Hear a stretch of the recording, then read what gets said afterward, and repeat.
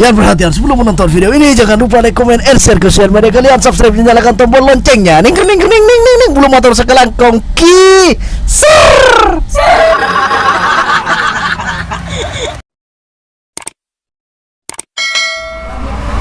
Halo sahabat Si Raja Tega, selamat datang kembali di YouTube channel Jack Iram TV. Ser. Bagi yang menonton channel ini, saya ucapkan selamat datang. Dan jika kalian merasa ketinggalan dengan channel-channel yang sudah kami upload sebelumnya, kalian bisa nonton langsung di icon atas ini. Oke. Dan di kesempatan kali ini, gue akan membahas seputar tutorial hal mendasar bagaimana untuk bermain catur. Selengkapnya simak. Ser. Segat, mat.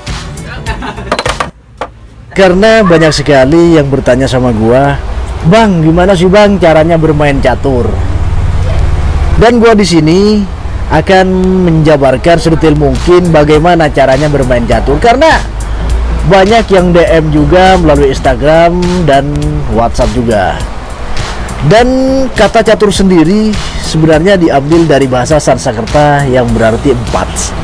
Namun kata ini sebenarnya singkatan dari caturangga yang berarti 4 sudut. Baik, dan sebelum masuk ke dalam permainan caturnya, terlebih dahulu kita akan mengetahui apa saja yang ada dalam komponen catur itu sendiri. Karena banyak yang bertanya sama gua, "Bang, saya bisa bermain catur tapi nggak bisa untuk bertahannya. Dari lawan-lawan itu nggak bisa." Nah, gitu. Dan ada juga yang hanya sekedar tahu namanya catur itu, cuma dia nggak bisa untuk ngejalaninnya, itu nggak bisa, dan nama-namanya itu juga nggak bisa, nggak tahu, nggak paham dia. Dan di sini gue akan menjabarkan sedetail mungkin bagaimana catur itu yang sebenarnya.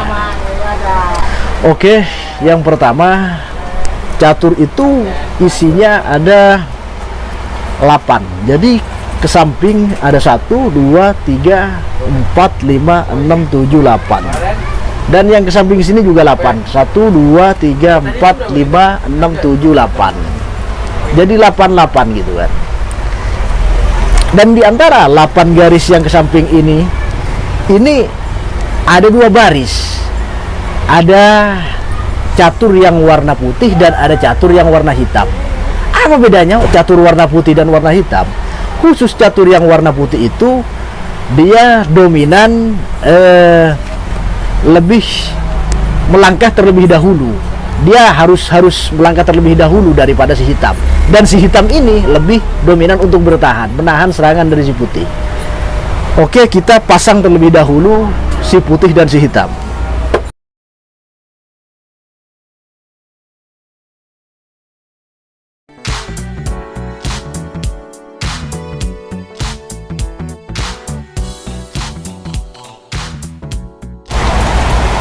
Dan inilah susunan permainan catur. Susunannya seperti ini. Ini adalah si putih dominan untuk menyerang, dan ini adalah si hitam dominan untuk bertahan. Dan gua akan mengenalkan terlebih dahulu apa-apa saja nama di dalam catur itu sendiri yang ada di dalam sini. Kita perkenalkan dari baris terdepan dulu. Ini baris terdepan. Ini namanya adalah pion atau prajurit yang bertugas untuk melindungi raja, menteri, dan segala macamnya. Ini berada di garis paling depan. Jadi di sini. Dan untuk pion sendiri, dia memiliki jalan yang lurus. Dia jalannya seperti ini. Dia tidak bisa ke samping seperti ini, tidak bisa. Dia hanya bisa lurus ke depan. Dan dia juga tidak bisa maju 3 langkah ke depan. Dia hanya bisa 1 langkah. Seperti ini. Terkecuali di sini, kalau di sini dia bisa maju sampai 2 langkah seperti ini. 1, 2 langkah ke sini. Itu pun hanya sekali di areanya sendiri.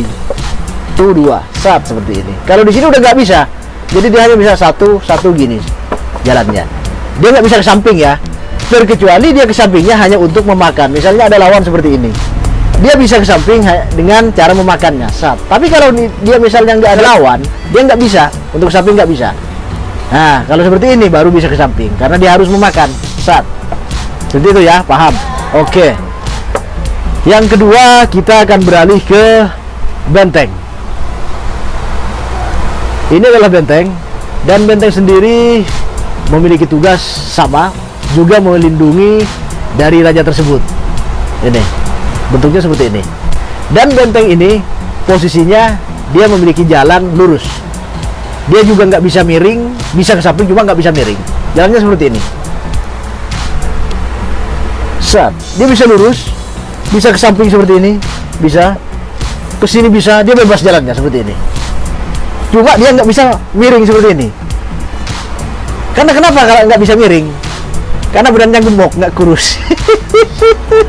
Ser. Jadi dia lurus seperti ini ya. Oke, sudah paham? Oke, kita tinggalkan. Kita sekarang membahas tentang kuda.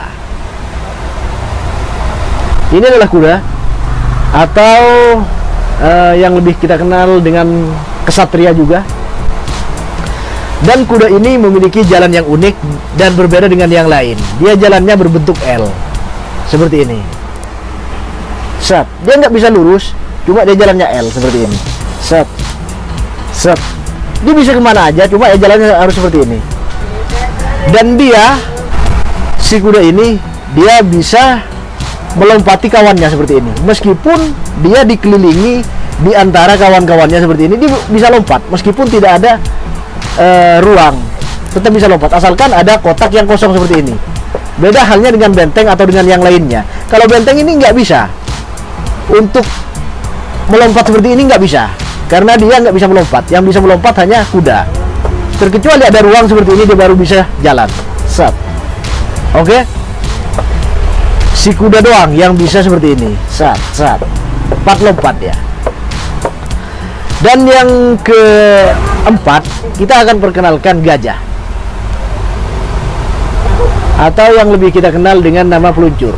Ya, bentuknya seperti ini. Set. Peluncur ini sama, tugasnya juga untuk melindungi raja. Dia juga mempunyai tugas khusus, jalan yang berbeda, yaitu jalannya miring. Dia nggak bisa lurus, nggak bisa ke samping, nggak bisa. Dia jalannya miring seperti ini. Sat, sat, seperti ini. Dan misalkan si gajah ini atau si peluncur ini posisinya itu di kotak putih seperti ini. Ini namanya peluncur putih. Jadi dia jalannya nggak bisa ke kotak hitam, tetap harus di putih seperti ini. Untuk kotak hitam tidak bisa, dia harus di putih terus seperti ini. Sat. Karena dia hanya miring jalannya. Sama halnya seperti peluncur yang satunya. Kalau yang satunya ini kan di hitam dan ini putih. Dia hanya di hitam doang. Ke putih juga nggak bisa, jalannya seperti ini. Oke, itu aja tugasnya si gajah. Dan selanjutnya ada yang namanya menteri. Bukan mantri ya, menteri. Menteri ini atau juga yang lebih dikenal dengan seter, atau juga ada yang menyebutnya dengan si raja catur, si raja hutan, si raja rimba. Jadi dia menguasai di medan-medan catur ini. Kalau misalnya si seternya ini sudah ketangkap, otomatis lemahlah pertahanan dari si catur itu. Dan si seter ini jalannya sangat bebas sekali, bebas hambatan lah kalau boleh kita bilang, karena dia nggak ada, semua jalan dia bisa, terkecuali jalannya si kuda tersebut. Jalannya seperti ini. Sat. Dia jalan lurus bisa, sat. Mundur bisa, ke samping bisa, ke depan bisa, ke samping bisa, miring bisa, seperti ini. Dia hanya satu yang tidak bisa dia lakukan adalah jalan seperti kuda L tadi. Ngapa-ngapain dia bisa, semuanya bisa kan? Oke. Dan yang terakhir ada yang namanya raja. Sat. Raja ini ada yang menyebutnya raja, ada yang menyebutnya ratu. Dia adalah ikon dari si catur ini. Dia wajib dilindungi oleh para menteri-menterinya dan anak-anak buahnya. Karena dia hanya memiliki satu akses jalan. Dia bisa kemana-mana bisa, cuma hanya jalannya satu kotak saja. Tidak bisa seperti yang lainnya yang terobos kanan, terobos kiri, tidak bisa. Dia hanya satu langkah saja. Contohnya seperti ini. Sat.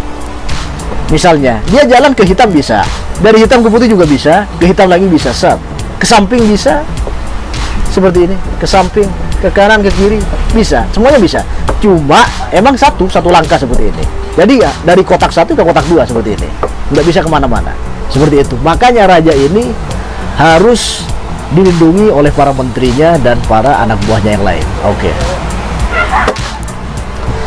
Itulah cara pengenalan bagaimana dan siapa-siapa nama yang ada di dalam catur dan cara berjalannya.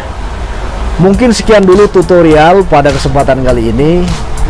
Dan jika kalian merasa senang dengan video tutorial catur ini, tinggalkan komen-komen positif di bawah sini, komen saran yang membangun boleh. Di episode selanjutnya kita akan membahas bagaimana cara bermain dan apa-apa saja, trik-trik apa saja yang akan kita lakukan untuk menyerang dan bertahan. Oke?